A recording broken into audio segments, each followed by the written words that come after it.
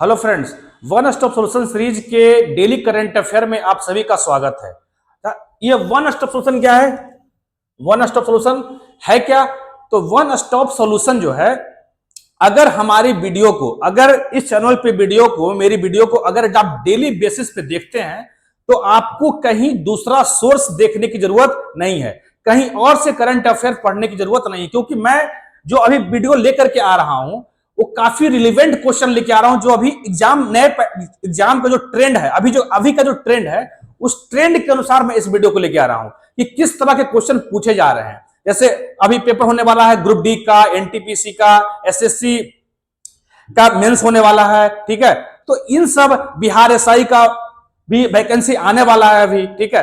तो इन सब सारे पैटर्न को मैं देखते हुए, मैं पूरा पैटर्न को, मैं इस सारे एग्जाम के पैटर्न को देख रहा हूं, एनालाइज किया हूं, और एनालाइज करने के बाद मैं एक क्वेश्चन लेके आ रहा हूं। तो आप इसको रेगुलर बेसिस पे देखिए, ठीक है। और काफी इसको देखने के बाद काफी आपको डिटेल सॉल्यूशन, ऐसा नहीं है कि क्वेश्चन सिर्फ बताऊंगा, उस क्वेश्चन के इधर जितने भी इर्द गिर्द जितने भी इंफॉर्मेशन है आसपास के, मैं सारा आपको कन्वे करूंगा, ठीक है। तो आइए देखते हैं क्वेश्चन क्या है, ठीक है। देखिए, अब what is the theme of the first question है, what is the theme of the Grameen Bharat महोत्सव 2025? ग्रामीण भारत महोत्सव 2025 का विषय क्या है, मतलब इसका थीम क्या है? अब ग्रामीण भारत, तो ये ग्रामीण भारत है क्या? तो ग्रामीण लोगों को प्रमोट करने के लिए, गांव के लोगों के, वहां के उद्यमी को, वहां के जो भी एग्रीकल्चर है उसको प्रमोट करने के लिए ग्रामीण भारत महोत्सव को किया जा रहा है। कहां किया जा रहा है? तो ये किया जा रहा है भारत मंडपम में। भारत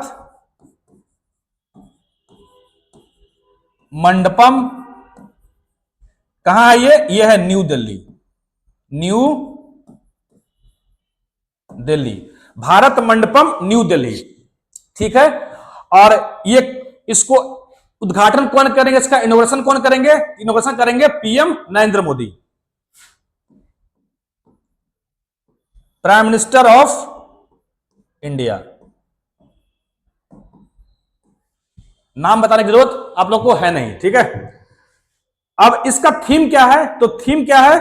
तो थीम है आपका second option, building A resilient rural India for a विकसित भारत 2047, ठीक है। क्या है? Building A resilient rural India for विकसित भारत 2047, ठीक है। तो ये हो गया आपका। नेक्स्ट देखते हैं,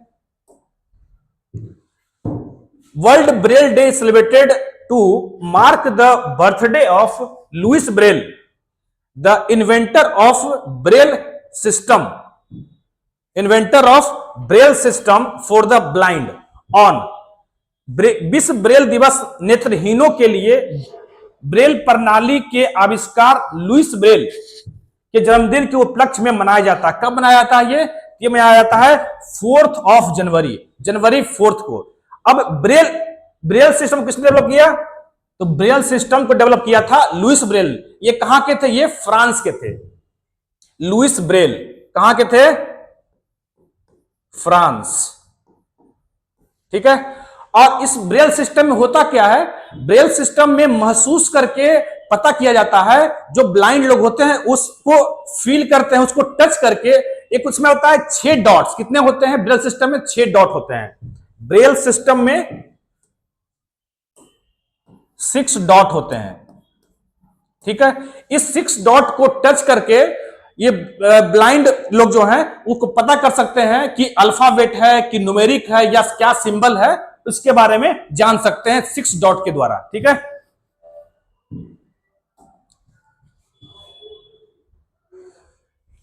on which day international mind and body wellness day celebrated annually, अंतरराष्ट्रीय मन और शरीर कल्याण दिवस प्रति वर्ष किस दिन मनाया जाता है? तो यह है, कौन है इसका आंसर? इसका आंसर है 3 जनवरी, मतलब 3 जनवरी को मनाया जाता है, ठीक है। Which of the following statement is true about veteran nuclear scientist Rajagopala Chidambaram who recently passed away. अनुभवी परमाणु वैज्ञानिक राजगोपाला चिदम्बरम जिनका हाल ही में निधन हो गया के बारे में निम्नलिखित में से कौन सा कथन सही है। देख रहे हैं इस तरह से क्वेश्चन अब आ रहा है, इस तरह से क्वेश्चन, ये पैटर्न है क्वेश्चन का। अब जो ट्रेंड है ये ट्रेंड है कि ऑप्शन देखे, ऑप्शन कैसे लिखा हुआ है। हाँ, तो इस अब क्या है, he played a pivotal role. इसमें क्या है कि अगर ये ऑप्शन पढ़ रहे हैं तो इसको ऑप्शन पढ़ने में आपको समय लगेगा, ठीक है। तो उसमें आपका क्या होता है, जब आपका सिस्टम पे टाइम चल रहा होता है तो ये टाइम किल करने के लिए, आपका टाइम को किल करने के लिए ऐसे ऑप्शन सेट किया जाता है, ठीक है। He played a pivotal role in India's nuclear test in 1975 and 1998, ठीक है। ही सेकंड ऑप्शन क्या है, he served as director general of ISRO. Third option है he passed away at AIIMS hospital in New Delhi. He was associated with the development of India's first geostationary satellite. इसका answer क्या होगा, इसका answer होगा पहला, first. He played pivotal role in India's nuclear test in 1975 नहीं है, ये 1974 है।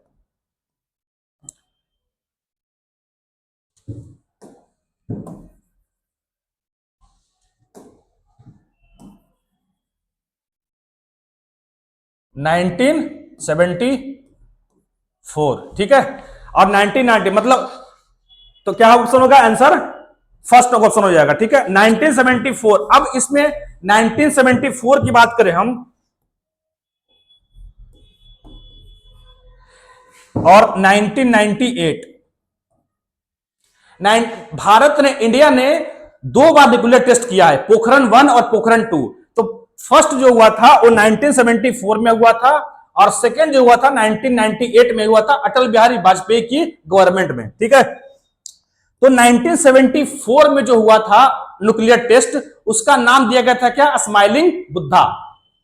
क्या है, स्माइलिंग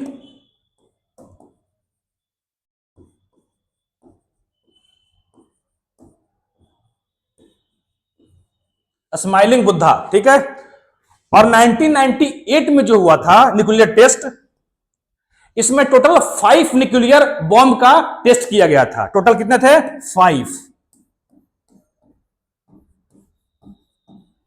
5 न्यूक्लियर, ठीक है, 1998। और इसका जो ऑपरेशन था, नाम दिया गया था ऑपरेशन शक्ति। ऑपरेशन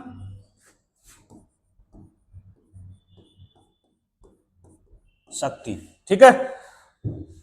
तो ये हो गया 1998, 1974।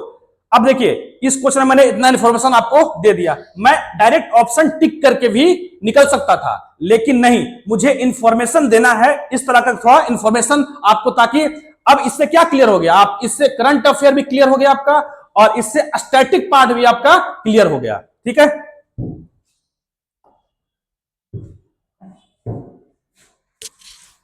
नेक्स्ट क्या है, which state has highest number of schools with 0 enrolment according to UDISE plus report for 2023 to 24। ध्यान रखेंगे 2023 से 24 की UDISE प्लस रिपोर्ट के अनुसार किस राज्य में शून्य नामांकन वाले स्कूलों की संख्या सबसे अधिक है। तो कहां है शून्य नामांकन वाले, तो सबसे अधिक कहां है, तो सबसे अधिक है वेस्ट बंगाल में, ठीक है। वेस्ट बंगाल में टोटल 3254 स्कूल ऐसे हैं जहां पर एक एकेडमिक ईयर में एक भी नए बच्चे का एडमिशन नहीं हुआ है, ठीक है। तो ये हो गया वेस्ट बंगाल। अगर सेकंड ऑप्शन की बात करें, सेकंड पे कौन था, फर्स्ट पे हो गया वेस्ट बंगाल, सेकंड हो गया राजस्थान, ये हो गया आपका सेकंड राजस्थान, और थर्ड हो गया तेलंगाना। फर्स्ट वेस्ट बंगाल, सेकंड राजस्थान, और थर्ड पे तेलंगाना है। और वेस्ट बंगाल में 3254 स्कूल ऐसे हैं जहां पर एक एकेडमिक ईयर में एक भी एडमिशन नए बच्चे का नहीं हुआ है, और इसी को बोला जाता है 0 एनरोलमेंट, ठीक है। और जारी कौन किया, ये रिपोर्ट जो है, ये रिपोर्ट कौन जारी करता है, तो ये करता है central education ministry, education ministry of education, ministry of education. ठीक है, हो गया क्लियर। चलिए,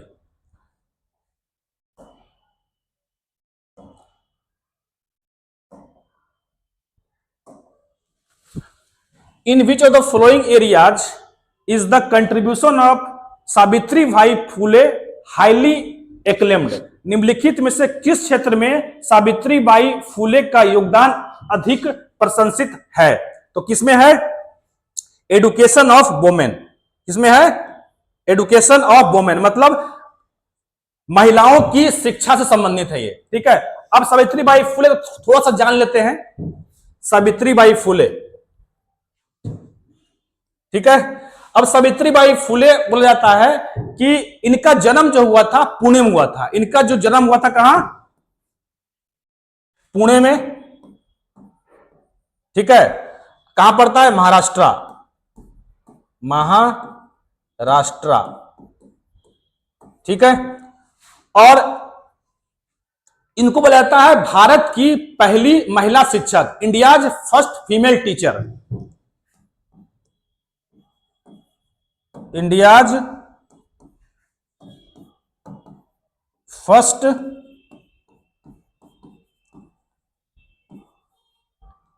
फीमेल टीचर। और क्या जानते हैं इनके बारे में? तो ये है, इन्होंने एक पोयम लिखा था, ठीक है, गो गेट एजुकेशन, गो गेट एजुकेशन। ठीक है, ये क्या था? पोयम। और क्या जानते हैं इनके बारे में? तो और यहां की इन्होंने पुणे में भारत की पहली गर्ल्स स्कूल की स्थापना की थी। Started girls school, girls school. ठीक है, हो गया इतना सारा इंफॉर्मेशन। और इनके हस्बैंड का नाम क्या था? ज्योतिबा फुले, जिनको जानते होंगे। उन्होंने क्या किया था? सत्य शोधक समाज की स्थापना किया था। ठीक है, चलिए, और किन के लिए काम करते थे ये? तो वुमेन्स के उत्थान के लिए, महिलाओं के एजुकेशन के लिए इन्होंने काम किया।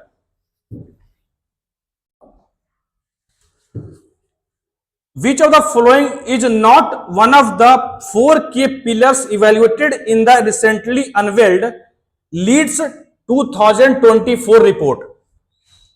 ठीक है, लीड्स 2024 रिपोर्ट। निम्नलिखित में से कौन हाल ही में अनावरण की गई लीड्स 2024 रिपोर्ट में मूल्यांकन किए गए 4 प्रमुख स्तंभों में से एक नहीं है? ध्यान रहे, 4 इसके टोटल लीड्स 2020। सबसे पहले जारी कौन करता है? ये जारी करता है मिनिस्ट्री ऑफ कॉमर्स इंडस्ट्री, वाणिज्य मंत्रालय,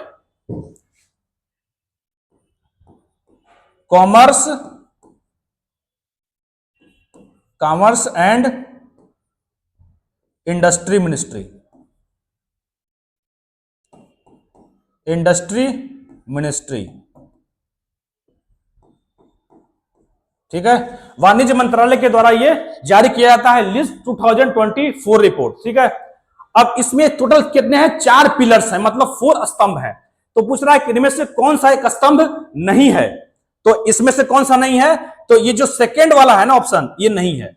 बाकी 3 है, logistic infrastructure, sustainable logistic, operating and regulatory environment. ये तीनों है, लेकिन डिजिटल इनोवेशन नहीं है।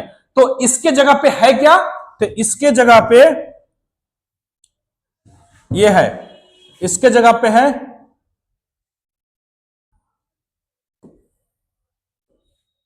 Logistic services. ठीक है, तो हो गया, टोटल 4 पिलर्स हैं। लॉजिस्टिक इंफ्रास्ट्रक्चर, डिजिटल इनोवेशन नहीं होगा इसका, इसके जगह पे होगा लॉजिस्टिक सर्विसेज, फिर sustainable logistic and operating and regulatory environment. ठीक है, अब इसमें किसको किसको रखा गया है? कोस्टल ग्रुप में में कौन कौन सा स्टेट अचीवर्स में कोस्टल ग्रुप की बात करें अगर, तो ये जो रिपोर्ट है इसमें कोस्टल ग्रुप में अचीवर्स, फास्ट मूवर्स, एस्पायर्स में ये जो स्टेट है आपका लगा हुआ है। लैंडलॉर्ड ग्रुप में कौन कौन सा है, नॉर्थ ईस्ट में कौन कौन सा है, यूनियन टेरिटरी में कौन कौन सा है। एक बार इसको वीडियो को पॉज करके इसको देख लेना आप, ठीक है। चलिए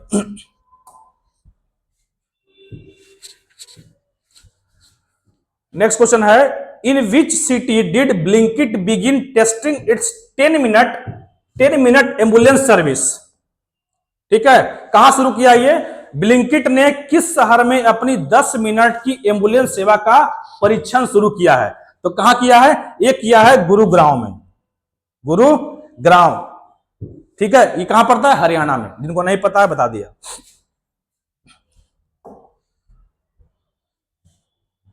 नेक्स्ट क्या है, which startup successfully tested UHF communication technology via Swechha sat on ISRO POEM 4 platform. ठीक है, किस स्टार्टअप ने इसरो के पोएम 4 प्लेटफॉर्म पर स्वेच्छा सेट के माध्यम से UHF संचार तकनीक का सफलतापूर्वक परीक्षण किया।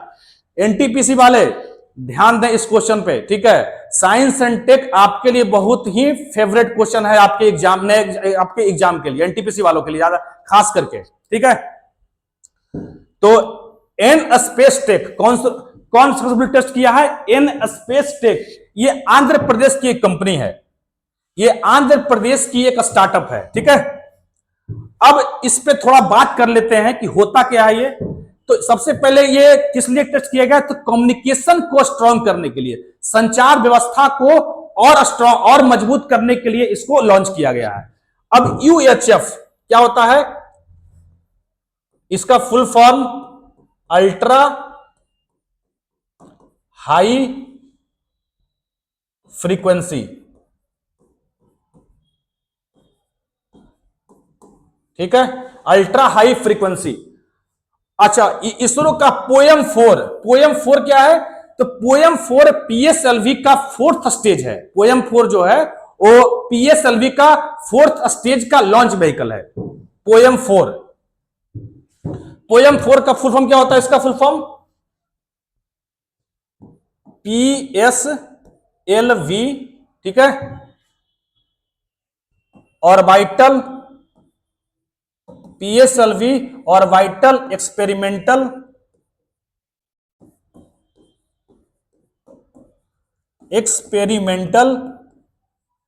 PSLV orbital experimental module, M4 module.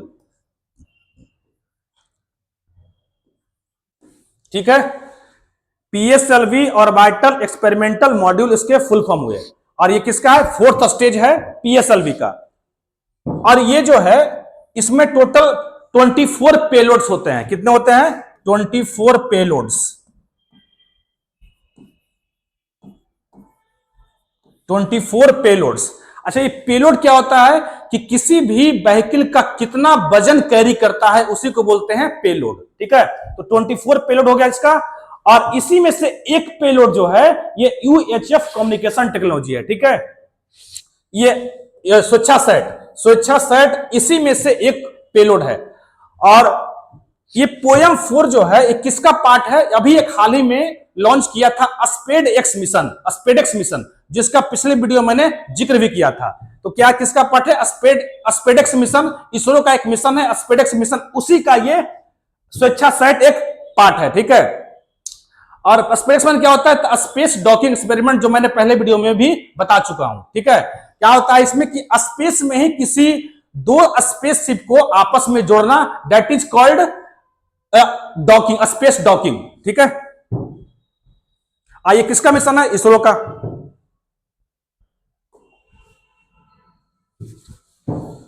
Next है, who is the author of the book homeopathy for anaemia which highlights homeopathy success in treating aplastic anemia। Homeopathy for anaemia पुस्तक के लेखक कौन है जो एप्लास्टिक एनीमिया के इलाज में होम्योपैथी की सफलता पर प्रकाश डालता है। तो कौन है लेखक, डॉक्टर AK द्विवेदी। ठीक है, अब एनीमिया थोड़ा सा बात कर लेते हैं। तो इसके लिए गवर्नमेंट एक प्रोग्राम लॉन्च किया था, एनीमिया मुक्त भारत। कब लॉन्च किया था? 2018 में।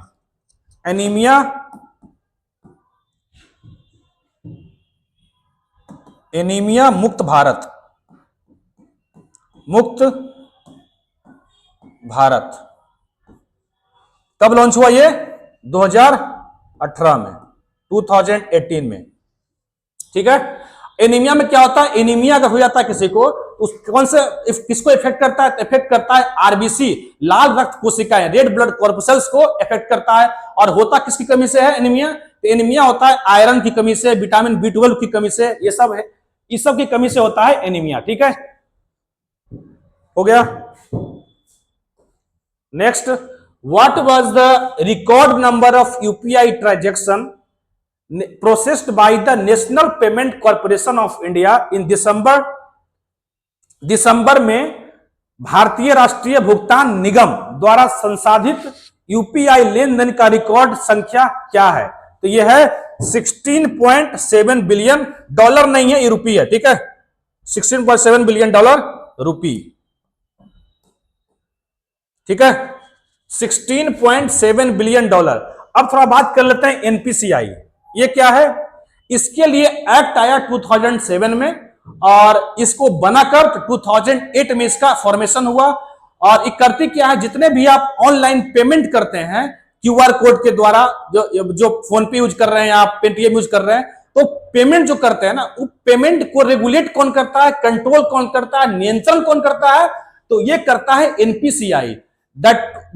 और किसका इनिशिएटिव है? तो this is initiative of RBI and Indian bank association. ठीक है, एनपीसीआई कब बना? एक्ट आया 2007 में, फॉर्म हुआ,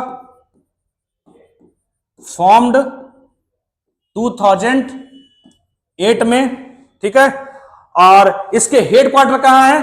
तो हेडक्वार्टर है इसके मुंबई। ठीक है, हेडक्वार्टर हो गया मुंबई। अब थोड़ा बात कर लेते हैं यूपीआई। ये कब बना यूपीआई? यूपीआई बना 2016 में। 2016 में। यूपीआई क्या होता है? जो भी आप पेमेंट कर रहे हैं, फोन पे, person to person, person to merchant, ये सब जो पेमेंट करते हैं क्यूआर कोड के द्वारा, ठीक है, तो इसको बोलते हैं, ये जो प्रोसेस है, इस प्रोसेस को बोलते हैं यूपीआई, यूनिफाइड पेमेंट इंटरफेस। क्या है फुल फॉर्म इसका? Unified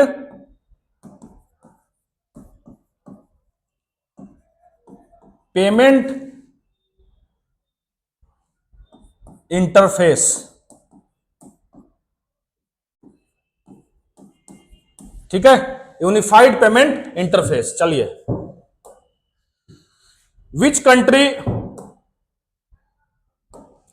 which country began assuming responsibility as a non-permanent member of the United Nations Security Council for 2 years term? ठीक है, किन देशों ने 2 साल के कार्यकाल के लिए संयुक्त राष्ट्र सुरक्षा परिषद के अस्थायी सदस्यों, ध्यान रहे अस्थायी है, अस्थायी सदस्यों के रूप में जिम्मेदारी संभाली है? तो कौन है? इसका ऑप्शन नंबर 4 है। डेनमार्क, ग्रीस, पाकिस्तान, पनामा और सोमालिया। इस 5 कंट्री को यूनाइटेड नेशन के नॉन परमानेंट मेंबर में ऐड किया गया है। ठीक है, अब ये यूनाइटेड नेशन के बारे में थोड़ा सा बात कर लेते हैं। ठीक है, यूनाइटेड सिक्योरिटी काउंसिल क्या है? ये तो यूनाइटेड नेशन के टोटल 6 ऑर्गन है, 6 अंग है, उनमें से एक ऑर्गन जो है यूनाइटेड नेशन सिक्योरिटी काउंसिल है। ठीक है, अब थोड़ा सा बात कर लेते हैं। यूनाइटेड नेशन सिक्योरिटी काउंसिल में 2 तरह के मेंबर होते हैं, एक होते हैं परमानेंट मेंबर, एक होता है non permanent member. Permanent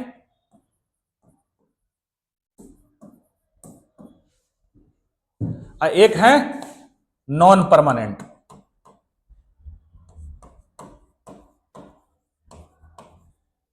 non permanent. ठीक है, परमानेंट में कौन कौन है? जो परमानेंट मेंबर है मतलब उनका कार्यकाल लाइफ टाइम होता है। ठीक है, कौन कौन हो गए? सबसे पहले ले लीजिए चाइना, यूएसए, यूके, रसिया और फ्रांस। ये हो गए 5 परमानेंट मेंबर। अब नॉन परमानेंट की बात करें तो नॉन परमानेंट मेंबर जो होते हैं टोटल 10 होते हैं, 10, ठीक है, 10। और इनका जो कार्यकाल होता है वो 2 साल का होता है, मतलब इनका टेन्योर, हर एक नॉन परमानेंट मेंबर का कार्यकाल कितना होता है नॉन परमानेंट का, तो 2 साल होते हैं। कितना होता है 2 इयर्स, ठीक है। अगर इंडिया की बात करें तो इंडिया अभी तक कितनी बार, इंडिया क्या है नॉन परमानेंट मेंबर है, जाहिर सी बात है, तो इंडिया अभी कितनी बार नॉन परमानेंट मेंबर रह चुका है, तो टोटल 8 बार। India as a non permanent member, कितना हो जाएगा टोटल 8 टाइम्स। एनटीपीसी वालों के लिए बहुत ही इंपॉर्टेंट क्वेश्चन है। आप पेपर अगर देखोगे, एनालाइज करोगे, तो हर एक पेपर में PBQ देखोगे तो हर एक पेपर में यूनाइटेड नेशन से 1 से 2 क्वेश्चन आपको मिल जाएगा। तो इसीलिए इंटरनेशनल ऑर्गेनाइजेशन जो है एनटीपीसी वालों के लिए बहुत ही इंपॉर्टेंट हो जाता है, ठीक है। अब यूएनओ कब बना, यूएनओ यूनाइटेड नेशन ऑर्गेनाइजेशन कब बना, 24 अक्टूबर 1945, ठीक है। हेडक्वार्टर कहां है, न्यूयॉर्क मैनहट्टन, ठीक है, यूएसए। कहां हो गया, न्यूयॉर्क, न्यूयॉर्क मैनहट्टन द्वीप यूएसए, इसका हेडक्वार्टर हो गया, ठीक है। नेक्स्ट क्या है, which report stated that India's poverty rate fell below 5% in 2024 with rural poverty at 4। Data याद रखेंगे, ध्यान रहे, नंबर वाला क्वेश्चन ज्यादा आ रहा है, इसलिए डेटा को याद रखेंगे। अब डेटा भी आपको याद रखना पड़ेगा, ठीक है। तो which report stated that India's poverty rate fell below 5% in 2024 with rural poverty at 4.86% and urban poverty at 4.09%। तो अर्बन पॉवर्टी कितना हो गया 4.09% और रूरल पॉवर्टी हो गया 4.86%। तो क्या अब पूछ रहा है कि ये किस रिपोर्ट में कहा गया है कि 2024 में भारत की गरीबी दर 5% से नीचे गिरकर, जिसमें ग्रामीण गरीबी 4.86% एंड शहरी गरीबी 4.09% थी, ठीक है। तो कौन है, तो ये रिपोर्ट कौन जारी किया है, ये रिपोर्ट जारी किया है एसबीआई रिपोर्ट है, उसने इसको जारी किया है, ठीक है। अब फिस्कल ईयर 2024 से 2023-24 की अगर हम बात करें तो जो रूरल पॉवर्टी है, मतलब रूरल कंजम्पशन जो है कितना है, रूरल कंजम्पशन है 1632 रुपया और अर्बन कंजम्पशन कितना है 1940 रुपया पर मंथ, ठीक है। रूरल कंजम्पशन मतलब रूरल ग्रामीण क्षेत्र में कितना रुपया खर्च कर रहे हैं हर महीना कंजम्पशन पे, एक एवरेज निकाला गया है, उसमें कितना है कंजम्पशन कितना है 1632,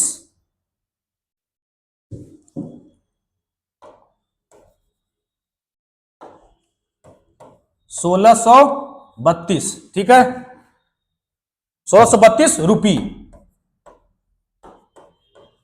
और अर्बन कितना हो जाएगा,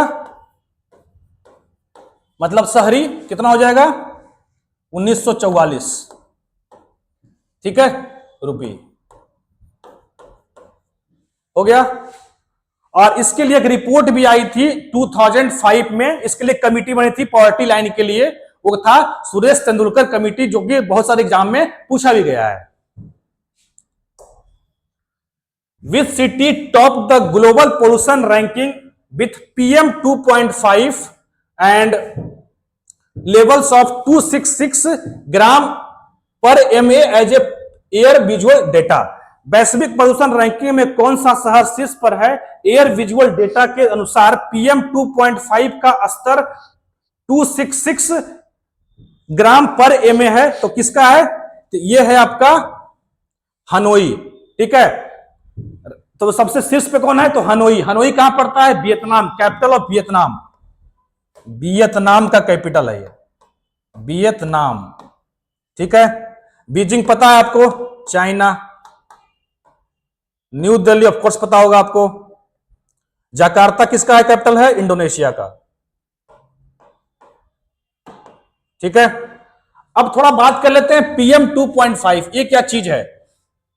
एक होता है PM 2.5, एक होता है PM 10। PM 10, PM क्या होता है? Particulate matter 2.5। ये क्या होता है?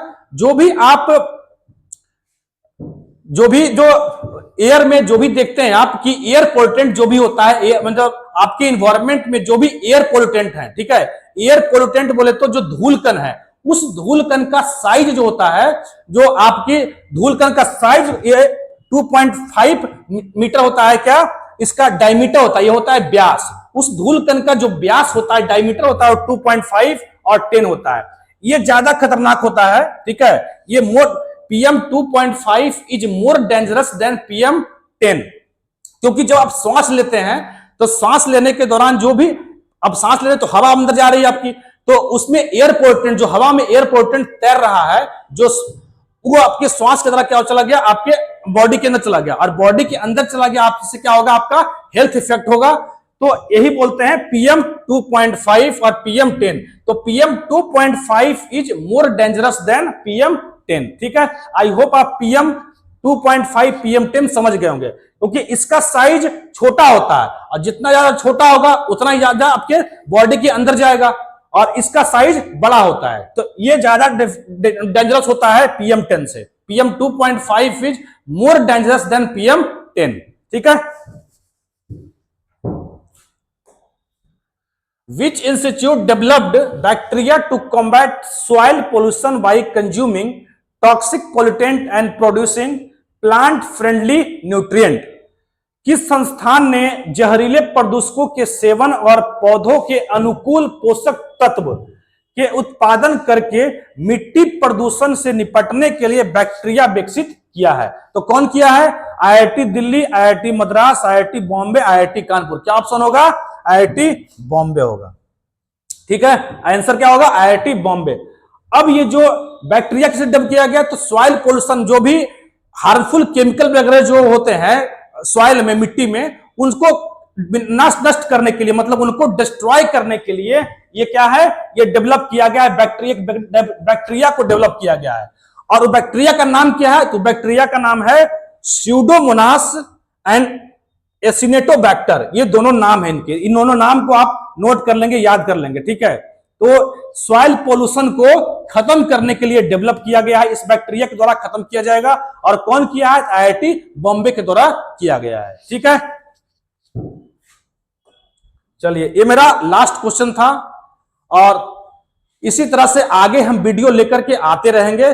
जो और ये क्वेश्चन वही लिया गया है जो आपके एग्जाम पर्पस से, जो आपके अभी एग्जाम का जो ट्रेंड है, उस ट्रेंड के अनुसार ये वीडियो को लिया गया है। क्योंकि बाहर का क्वेश्चन कुछ भी नहीं लिया गया, जो ट्रेंड है उसी के अनुसार से हम क्वेश्चन लिए हैं, कि क्या ट्रेंड एनालिसिस करके क्वेश्चन लिया गया है। ठीक है, तो आई होप आपको ये वीडियो अच्छा लगा होगा। अगर अच्छा लगा तो please like, share and subscribe करें। Thank you.